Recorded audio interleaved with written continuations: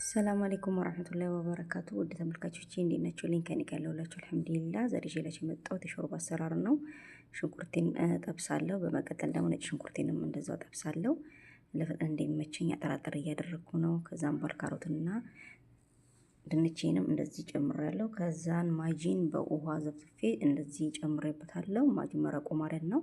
ከዛን ቅመም ነው የምጠቀመው። ብላክ ፔፐር እና ጨው ተጠቅሜያለሁ። በመቀጠል ትንሽ ከበስን በኋላ ብሮኮሊ ነው የምጠቀመው። የብሮኮሊ ሾርባ ነው የምሰራው፣ የኩድራታስ ማለት ነው።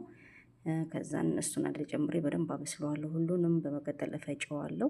ከፈጨው በኋላ ደግሞ በሰዓት ላይ መልሼ ጥደውና ጅብን ትንሽ ጅብንና ክሬም ከፍ ጨምሬ አንድ ላይ በደንብ አንተከትከዋለሁ። ከተንተኮታ በቃልኝ በኋላ ለፍጡር ሰዓት ላይ ፍጡር አቀርበዋለሁ ማለት ነው። እና የዛሬ ሾርባ ይሄን ይመስላል። ስለተከታተላችሁኝ አመሰግናለሁ። ላይክ፣ ሼር፣ ሰብስክራይብ እያደረጋችሁ አበረታቱኝ።